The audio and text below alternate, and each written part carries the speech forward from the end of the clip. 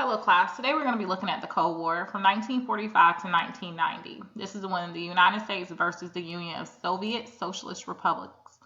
Democracy versus communism, or capitalism versus socialism. Remember that this unit should be reviewed. You should have learned this last year.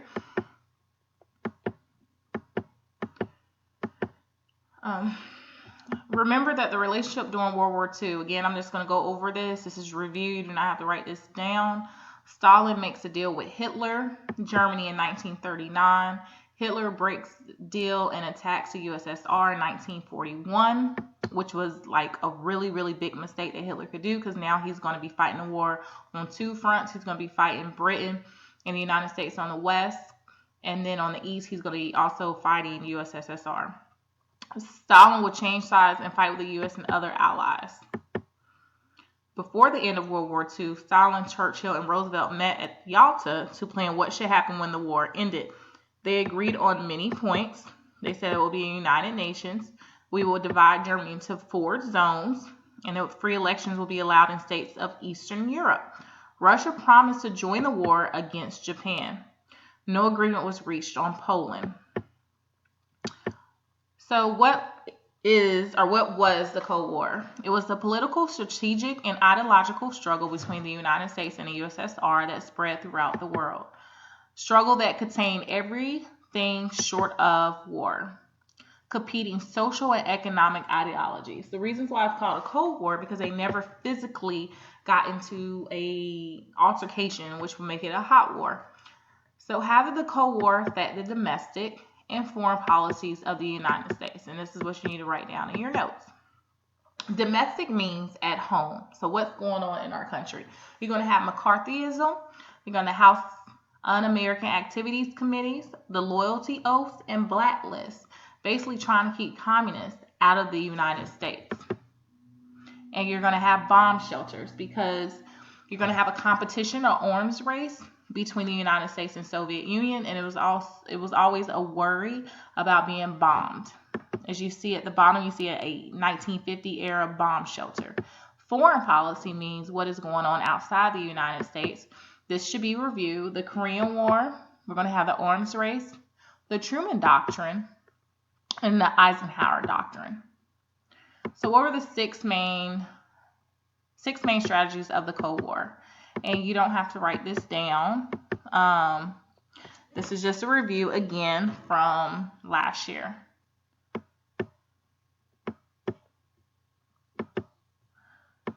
Again, these are the goals of the Cold War for the United States. Promote open markets for the U.S. goods to prevent another depression. Promote democracy throughout the world, especially in Asia and Africa. Basically prevent communism from spreading. And this is called the domino effect, that y'all should have learned about last year, that is going to cause us to get involved with these different wars overseas. The Truman Doctrine, basically 1947, British helped Greek governments fight communist guerrillas. They appealed to America for aid, and the response was the Truman Doctrine. America promised it would support free countries to help fight communism. Greece received large amounts of arms and supplies, and by 1949 had defeated the communists. The Truman Doctrine was significant because it showed that America, the most powerful democratic country, was prepared to resist the spread of communism throughout the world. Marshall Plan, the U.S. Secretary of State Marshall announced the Marshall Plan. This was a massive economic plan for Europe to help it recover from the damage caused by the war. Sorry, I went too fast. There were 2 motives for this. Helping Europe to recover economically will provide markets for American goods, so benefiting American industry, because now we can trade and make money. A prosperous Europe would be better able to resist the spread of communism. This was probably the main motive, because the reason why communism is going to be spread is because the lower class feels like they're not able to achieve the same thing that the upper class is. So with communism, everything's supposed to be equal. Everything's supposed to be on the same level. You're going to have the Berlin crisis. 3 Western control zones of Germany united, grew in prosperity due to the Marshall Plan. The West wanted East to rejoin. Stalin feared it would hurt Soviet security. So June 1948, Stalin decided to gain control of West Berlin, which was deep inside the eastern sector. He cut roads, rail, canal links with West Berlin, hoping to starve it into submission. The West responded by airlifting supplies to allow West Berlin to survive. May 1949, the USSR admitted defeat and lifted the blockade. And that's the map. We are going to create NATO, another organization to fight against communism. And again, all this should be reviewed. In 1949, the Western nations formed the North Atlantic Treaty Organization to coordinate their defense against the USSR. It originally consisted of all these countries that you can read on the PowerPoint. Since the fall of the Soviet Union in 1991, some former Soviet republics have applied for membership to NATO. In response to the creation of NATO, the communist nation created the Warsaw Pact, which was an organization of communist states in Central and Eastern Europe. It was established May 14, 1955 in Warsaw, Poland. Like I said, was established in response to the NATO treaty. And this is McCarthyism, which we'll spend more time about this in class. He was a Republican senator from Wisconsin. He did the most to whip up anti-communism during the 50s. On February 9, 1950, he gave a speech claiming to have a list of 205 communists in the State Department. No one in the press actually saw the names on the list. McCarthy continued to repeat his groundless charges, changing the numbers from speech to speech. This is going to cause a hysteria. People are fearful. They feel like everybody's a communist. During this time, one state required pro wrestlers to take a loyalty oath before stepping into the ring. In Indiana, a group of anti-communists indicated Robin Hood and forced librarians to pull the book from the shelves. So it was like a huge fear of communism.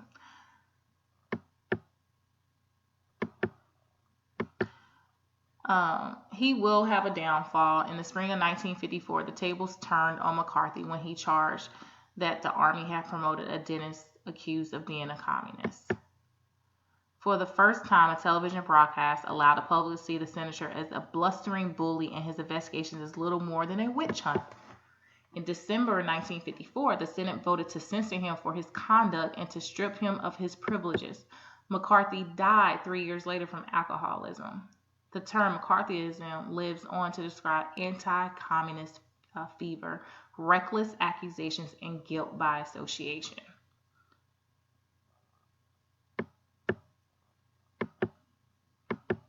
The Orange Race. Cold War tensions increased in the U.S. when the USSR exploded its first atomic bomb in 1949. Remember, we were the first ones to have the atomic bombs because we dropped them on the two Japan cities. Well, the USSR wanted to make sure they had the atomic bombs too, so they were not at the mercy of the United States. So Cold War tensions increased in the USSR when the U.S. exploded its first hydrogen bomb in 1952. And that's what we're dealing with today. Hydrogen bomb is 1,000 times more powerful than the Hiroshima atomic bomb. So just imagine if we had a nuclear war today, it would be nothing left. So that's why the United States is very adamant to make sure that North Korea does not get a hydrogen bomb. We also will compete with space. The Cold War tensions increased in the U.S. when the USSR launched Sputnik 1, the first artificial satellite in geocentric orbit on October 4, 1957. The race to control space was on. They will defeat us with getting the first man to orbit the Earth, but we will take it all when we get the first man to land on the moon on July 16, 1969. But they did focus on like programs with science education, just basically promoting kids to try to, be that next person to land on the moon. The Bay of Pigs invasion. The Bay of Pigs invasion was an unsuccessful attempt by the U.S.-backed Cuban exiles to overthrow the government of the Cuban dictator Fidel Castro.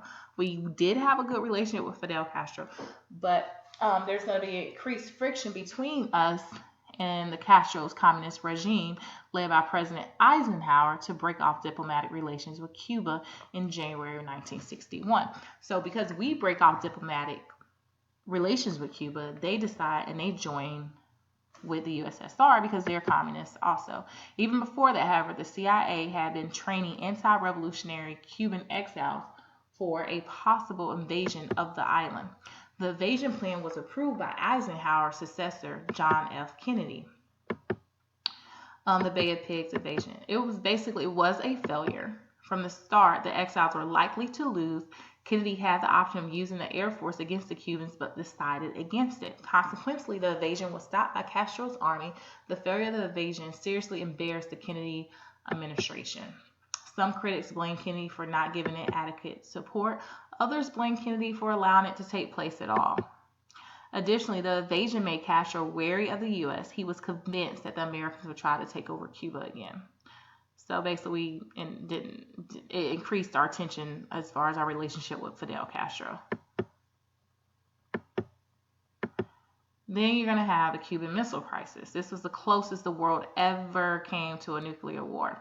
The U.S. armed forces were at their highest state of readiness ever. Soviets and Cuba were prepared to launch nuclear weapons to defend the island if it were invaded. In 1962, the USSR lagged far behind the U.S. in the arms race. Soviet missiles were only powerful enough to be launched against Europe, but U.S. missiles were capable of striking the entire Soviet Union. So in April 1962, Premier Khrushchev deployed missiles in Cuba to provide a deterrent to a potential U.S. attack against the USSR, because Cuba is right outside. If you look at this map, it's very close to the U.S. border. Meanwhile, Fidel Castro was looking for a way to defend his island nation from an attack by the U.S. ever since the failed Bay of Pigs invasion in 1961. Castro felt a second attack was inevitable. So consequently, he approved of Khrushchev's plan to place missiles on the island. In the summer of 1962, the USSR secretly installed the missiles. The crisis began October 15, 1962, when reconnaissance revealed Soviet missiles under construction in Cuba. After 7 days of intense debate within the White House, Kennedy imposed a blockade around Cuba to stop the arrival of more Soviet missiles. On October 22nd, Cuba announced the discovery of the missiles and his decision to blockade Cuba, and that any attack launched for Cuba would be regarded as an attack on the U.S. by the USSR, and demanded that the Soviets remove all of their offensive weapons from Cuba. October 27 was the worst day of the crisis. A U-2 spy plane was shot down over Cuba. Tensions finally began to ease on October 28th, when the Russian leader announced that he would dismantle the installations and remove the missiles, expressing his trust that the U.S. would not invade Cuba. Further negotiations were held to implement the October 28th agreement, including a U.S. demand that Soviet bombers be removed from Cuba and specify the exact formal conditions of U.S. assurance not to invade Cuba. So eventually, there's going to be a slow thaw. End of World War II, through Truman, Eisenhower, Kennedy, Johnson, Nixon, Ford, Carter, Reagan, and Bush, all those presidents had to deal with the Cold War. It was the central foreign policy concern. Most film, TV villains were Soviets or communists. Better relations between the communist countries and the U.S. began with one of the most hardline anti-communist president, Richard Nixon. In his only Nixon could go to China trip, Nixon was the first president to visit that communist nation, or that communist country. In 1969, Nixon began negotiations with the USSR on SALT I, common name for the Strategic Arms Limitation Treaty Agreement, so they start taking their nuclear warheads down. SALT I froze the number of ballistic missile launchers at existing levels and provided for the addition of submarine launch. Basically, they just reduced their missiles. It was the first ever between the U.S. USSR to stop increased nuclear weapons. SALT II was a second round of the same thing from 1972 to 1979. Basically, overall, Gorbachev realized that he just could not keep up the spending and the competition with the United States. He recognized that there was also a increasing unrest in the country. He tried to reform the USSR. He's further pressured to reform the USSR when Reagan gives his speech in Germany, challenged Gorbachev to tear down this wall. Eventually, the wall falls in Germany that separates West and East. And communism basically will end. Eventually, East and West Germany are reunited in 1990, and communism ends.